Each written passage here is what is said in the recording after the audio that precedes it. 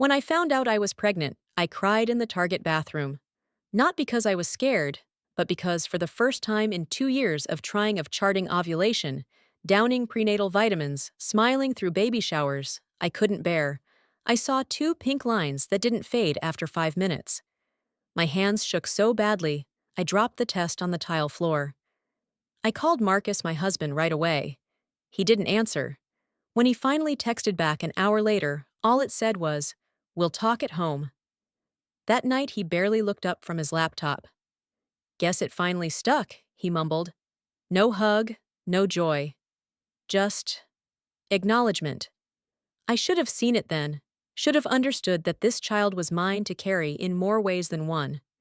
Still, I decorated the nursery with sunshine yellow walls and hand-sewn elephant curtains. I read to my belly every night. I told her yes, I felt it was a girl from the start, that I would protect her from anything. I named her Hope. But Hope didn't make it. At 26 weeks, I woke up soaked in blood. The ER was a blur of shouting, blinding lights, and cold steel. The doctor said placental abruption, said it wasn't my fault, said it happens. Marcus didn't even show up until after I'd been wheeled into recovery. He looked irritated, more than concerned. When we got home, I collapsed onto our white sectional, the one Marcus picked, because it looked clean in photos. Blood soaked through the pad in minutes. I clutched my abdomen and whispered Hope's name through gritted teeth. That's when Marcus, standing over me, said with dead eyes, "Maybe you didn't want her enough." His words pierced deeper than any scalpel. And then came the knock on the door. His mother, Evelyn. Her entrance would mark the start of the darkest night of my life. I should have known Evelyn wouldn't wait long. She never had the decency to knock more than once, and this time was no exception. I was still bleeding barely upright when she pushed the door open, with the kind of entitlement only women like her carry, the kind passed down like fine china in families that value image over empathy. "You're still on the couch?" she asked, like I was lazy, not grieving. "Marcus needs dinner." I blinked at her, the room spinning slightly. "I just lost our baby." My voice cracked raw and small. She clicked her tongue. "Women have been losing babies since the beginning of time. You're not special." Then she walked into the kitchen and started unloading groceries like she lived there. That was Evelyn's gift. She made intrusion look like charity. "You really should pull yourself together," she added over the rustle of plastic bags. "Marcus needs you presentable for the gala next week." That night, Marcus didn't come home until after midnight. I lay awake staring at the ceiling fan, every rotation like a reminder of what was missing. He smelled like perfume when he slipped into bed, something floral, and far too young. I didn't ask. I didn't scream. I just closed my eyes and tried not to disappear. The next morning, Evelyn was there again, this time organizing our pantry. "You've let things go," she remarked. "I've talked to Marcus. We think maybe a little trip to your mother's would help you reset." It wasn't a suggestion. It was exile delivered in cashmere and lipstick. And when Marcus nodded along over eggs he hadn't cooked, I realized the truth. I had been demoted in my own home. They wanted me out. Not just from the house, but from the story. I was the failed chapter they were rewriting. But before I go further, I need to ask if you've ever been pushed aside in your own life, made to feel small in your own home. Comment yes, and hit that subscribe button, because someone needs to hear that they're not alone. Back in that sterile kitchen, Evelyn poured herself a mimosa at 10 a.m. and smiled like she'd won. That's when something in me snapped, not with rage, but with clarity. I wouldn't be erased. Not by her, not by him, not anymore. After Evelyn's mimosa toast to my breakdown, I stopped waiting for Marcus to defend me. The man I married, the man who once held my hand during thunderstorms, was now just a shadow in our home. Cold, silent, absent. Days blurred. Evelyn moved in without ever saying the words. Her clothes hung beside mine in the master closet, her perfume coated the hallway, and she redecorated like it was her God-given right. I found my framed wedding photo upside down in a drawer one morning, replaced on the mantel by one of Marcus and his mother at a corporate event. That tiny act of erasure hit harder than any slap. I was being phased out, and they weren't even subtle about it. Marcus started canceling our joint credit cards. First the grocery one, then my phone. I didn't even find out until the cashier at Trader Joe's gave me that look, half sympathy, half embarrassment, when my payment failed. I called Marcus. No answer. I texted him, "Did you cancel my card?" Minutes later, one reply. "You've been overspending." Evelyn thinks we should rework our finances. Evelyn thinks. Those two words were the final thread. I wasn't just his wife anymore. I was a dependent to be managed. That night, I cooked dinner in silence. Evelyn walked in, looked at the table I had set, and said, "That's sweet. Marcus and I already ate." She said it with a smile, like she was comforting a child who had drawn on the wall. I excused myself, locked the bathroom door, and let the hot water run until the mirror fogged and I couldn't see myself anymore. But I didn't cry. Not this time. I opened the drawer, pulled out the manila envelope I had tucked away months ago, the one my late father gave me when I got married. For emergencies, he'd said. Inside was the deed to a small rental property in my name only. No joint ownership, no Evelyn, no Marcus. Just me. For the first time in weeks, my breath came easy. This wasn't over. I wasn't going to run. I was going to plan.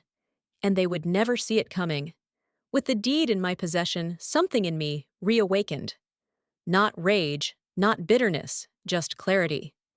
While Marcus and Evelyn plotted over imported wine and patio renovations, I quietly contacted my father's old lawyer. His name was Don Raskin, a no-nonsense type, with steel-rimmed glasses and a memory like a vault. "You waited too long," he said when I explained the situation. "But it's not too late. We'll do this the right way, clean, legal, and quiet." I spent the next few weeks building my own quiet empire. I transferred the property into a holding company I created under my maiden name. Then, I had a local contractor renovate the unit, new floors, updated fixtures, fresh paint, in calm earth tones. It wasn't about money. It was about creating a space that was mine. Untouched. Undiminished. Uncontaminated. Back at the house, Evelyn's true claws showed. She installed cameras for safety and tracked when I left and returned. One morning, I caught her sniffing my laundry. When I confronted her, she laughed, said she was checking for mold. Marcus just shrugged. "She's trying to help," he muttered. I realized then that Marcus had become a ghost inside his own skin. Whatever part of him loved me had evaporated the moment I became inconvenient. Still, I kept up the facade. I smiled at dinner. I cleaned the kitchen. I played the docile wife while I quietly transferred savings into my private account. Every move I made was calculated because the day of reckoning was coming. The final push came during a family brunch. Evelyn announced with her usual smugness that Marcus and I were considering moving her name onto the title of the house. I choked on my orange juice. "Excuse me," I asked. Marcus stared into his plate like a scolded child. "It's just paperwork," Evelyn said. "We're all family now." That was the moment I knew I couldn't wait any longer. The house wasn't safe. The marriage was a performance. I stood up, set my napkin down, and walked out without a word. That night, I didn't sleep at home. I didn't sleep in fear. I slept at the apartment I now owned. Alone. Free. And one step ahead. The silence after I left the house was deafening, but also healing. No more hushed whispers from Evelyn behind the bathroom door. No more passive-aggressive notes about forgotten chores. No more pretending. I didn't answer Marcus's texts. I didn't return his calls. He sent flowers, cheap ones. I left them in the hallway of the apartment building for someone else to take. A week later, the real storm hit. Evelyn served me with divorce papers on Marcus's behalf. The audacity was almost laughable. In the paperwork, she listed demands, half my savings, emotional restitution, and astonishingly, primary rights to the family house. She must have truly believed I'd just fold. But I had the deed. And I had receipts. I met with Don again, sliding the thick manila envelope across his desk. It contained signed statements, emails, even video clips, proof of manipulation, coercion, emotional abuse. "They underestimated you," Don said, shaking his head with a small smile. "Let's show them who they're dealing with." The legal battle began not with fireworks, but with facts. Cold, hard, organized facts.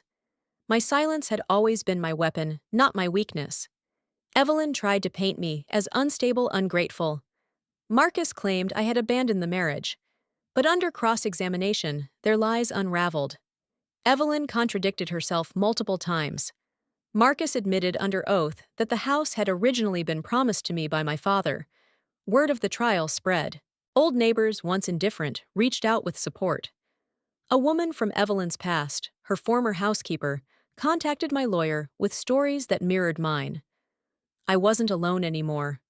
One by one, the pillars of Evelyn's false world began to crumble. She stormed out of court one afternoon, shouting that I'd ruined her legacy. I didn't even look up. I was busy reading the court summary that validated my ownership and dismissed her claims. Marcus looked at me that day with something resembling regret, but I was long past caring. I walked out of that courtroom not just free, but victorious. Not because I won a case, but because I reclaimed my name, my peace, and the dignity they tried to strip from me. The real fight was never about the house. It was about no longer asking permission to exist. After the court ruling, I thought the dust would settle. But Evelyn doesn't lose quietly. A week after the verdict, I returned home to find the garage spray-painted with the word thief. My mailbox was stuffed with hate mail anonymous, but their bitterness reeked of her. I installed security cameras the next day, then changed my number. What Evelyn hadn't counted on was how many people had been waiting to speak out once they saw someone stand up to her. I started receiving letters, actual handwritten ones, from women who'd once been her tenants' caregivers, she'd fired without notice, distant cousins she'd cut off. Every story added a new layer to the truth. I had always known deep down she built her empire by crushing anyone who didn't worship her. One morning, while walking through the farmer's market, a young woman approached me and asked quietly, "Are you Carolyn?" I nodded, cautious.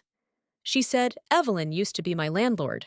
When I heard what you did, I just wanted to say thank you for not staying quiet."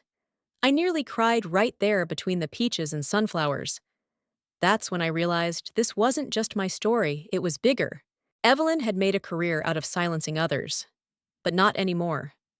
She tried again. Sent a cease and desist when I was invited to speak at a local women's forum. I read the letter aloud during my talk. The audience laughed. Not because it was funny, but because it was ridiculous. Then I shared my story. Not as a victim, but as someone who refused to stay small. The applause was thunderous. Women came up afterward with tears, hugs, and thank yous. They weren't thanking me for surviving. They were thanking me for saying what so many of them had swallowed for years. This wasn't revenge anymore. It was reclamation, of voice, of power, of dignity. And while Evelyn retreated into her shrinking circle of loyal sycophants, I was building something real, something lasting. What they tried to bury me with had become the very foundation of my rise. And I was just getting started. The years passed, and Evelyn faded into whispers. Her influence dried up the way a dying vine releases its final leaves, no longer feared, only pitied. Caroline, on the other hand, flourished. She didn't just rebuild her life, she redefined it. What once was a fight for survival turned into a mission of empowerment. She founded the Daughters Fund, a nonprofit that provided emergency grants and legal support to women battling financial control and domestic coercion. The same tactics Evelyn had used to trap others now became the blueprint for how Caroline helped them escape. She wasn't trying to be a hero. She was just doing what no one had done for her, standing up, staying loud, and making the silence unbearable. At her first gala, she looked across the ballroom filled with survivors, leaders, allies, and whispered to herself, "This is my real inheritance." That night, her daughter stood beside her, not in the shadows of family betrayal, but in the light of a new legacy, one they built together on truth, on courage, on their own terms. Evelyn never apologized. Some villains never do. But Caroline no longer needed closure from the people who broke her. She had created her own. And for everyone who ever had to start over, with nothing for everyone who was told to sit down, be quiet and comply. Caroline's story was proof that sometimes the best revenge isn't vengeance. It's victory. If you've ever had to choose between peace and approval, or rebuild after betrayal, tell me in the comments, type yes if you felt this. And don't forget to subscribe so you never miss a story that reminds you no one gets to write your ending but you.